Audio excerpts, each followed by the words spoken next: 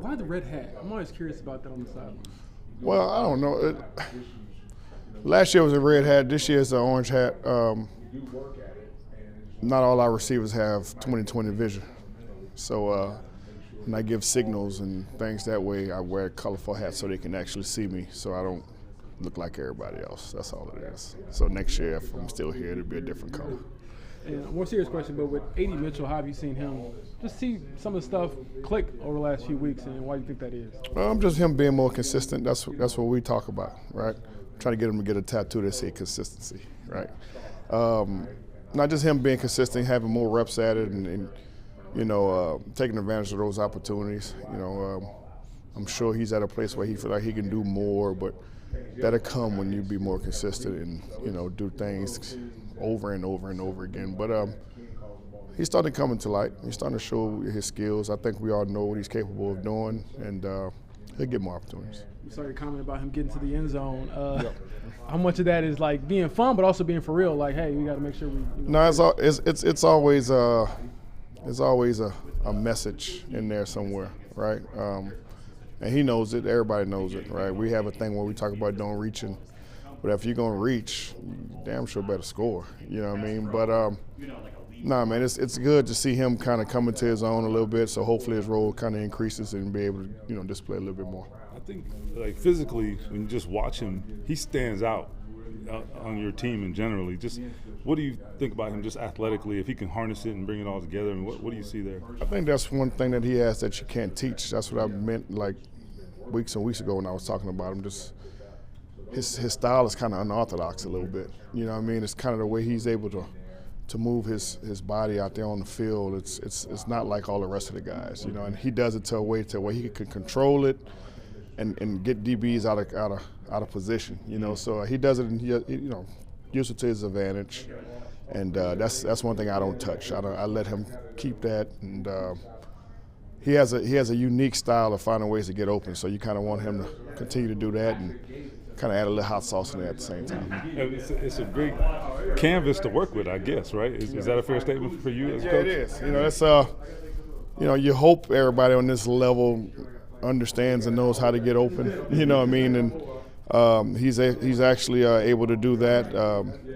If you watch his college film, I mean, the guy should have been one of the top receivers taken. I mean, his ability is like all the top guys, So I really feel like what he felt to us is definitely a steal. He definitely adds an element to our room that stands alone.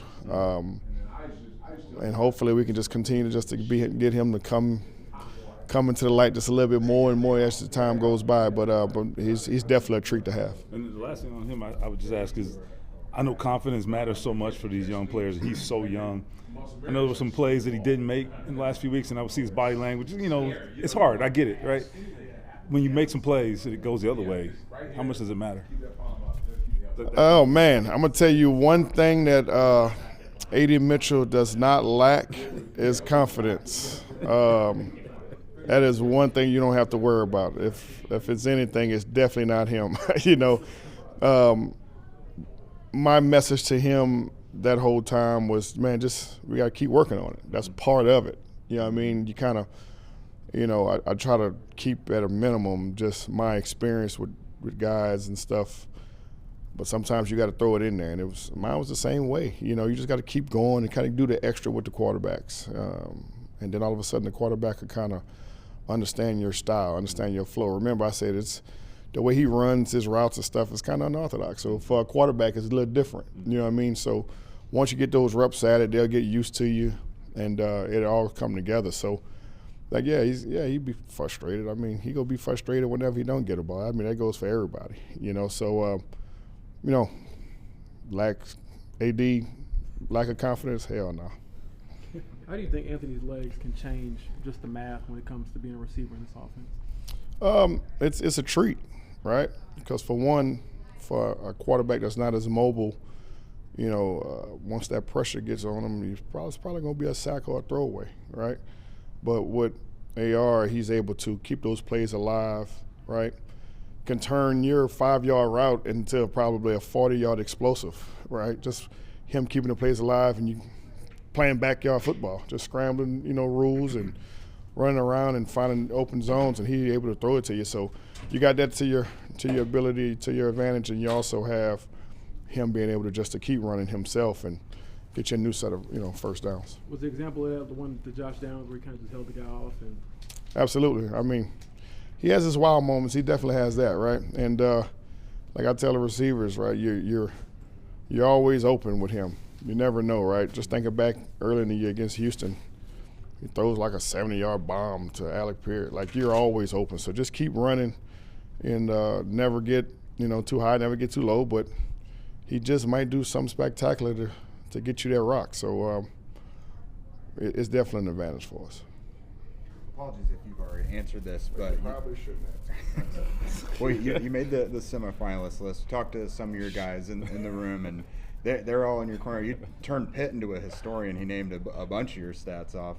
I mean, what's it like for all those guys to be outspoken? I can promise you, if Pitt named a bunch of names off, he probably just saw it, and so it's fresh on his mind. So I'm here, man. If they holler, they holler. If they don't, I'm still gonna be all pro dad.